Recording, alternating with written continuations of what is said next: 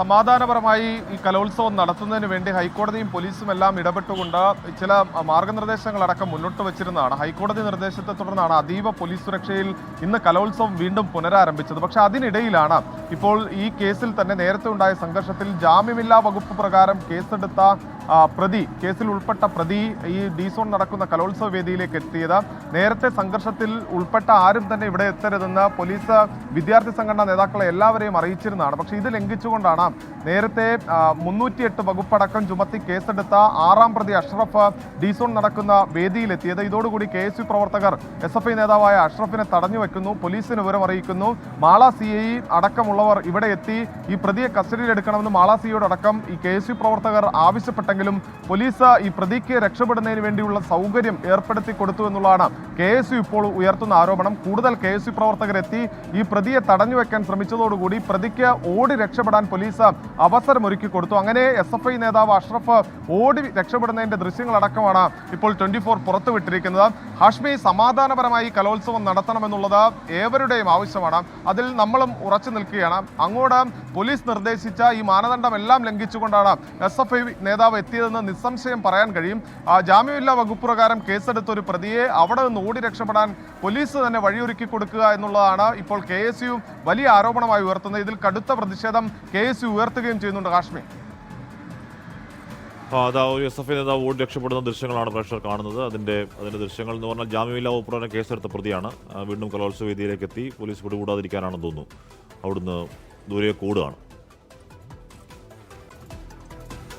സൂരജ് തുടരുന്നു. സൂരജ്, ഇയാൾ വേദിയിലേക്ക് എത്തിയ കാര്യം ശ്രദ്ധയിൽപ്പെട്ടത് എപ്പോഴാണ്? ഇയാൾ ഇമാതിരി ഓട്ടമുണ്ട കാര്യം എന്താണ് സൂരജ്? ഹാഷ്മി, ജാമ്യമില്ലാ വകുപ്പ് പ്രകാരം കേസെടുത്ത ദിവസങ്ങൾ കഴിഞ്ഞിട്ടും ഈ അഷ്റഫ് അടക്കമുള്ള SFI നേതാക്കളെ പോലീസ് ഇതുവരെയും അറസ്റ്റ് ചെയ്തിട്ടില്ല. സ്വാഭാവികമായി ഇവർ ഒളിവിൽ കഴിയുന്നു എന്നുള്ളതാണ് പോലീസിന്റെ വാദമുണ്ടായിരുന്നത്.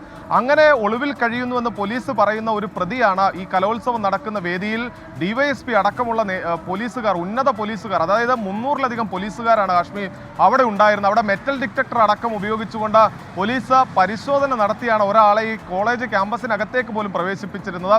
അവിടെയാണ് ജാമ്യമില്ലാ വകുപ്പ് പ്രകാരം എടുത്ത കേസിൽ ഒളിവിൽ കഴിയുന്നു എന്ന 6-ാം പ്രതി, ഒളിവിലാണ് എന്ന് പോലീസ് പറഞ്ഞിരുന്ന 6-ാം പ്രതി അവിടെ എത്തുന്നത്. ഇതോടുകൂടി KSU പ്രവർത്തകർ ഇവരെ തടഞ്ഞു വെക്കുന്നു.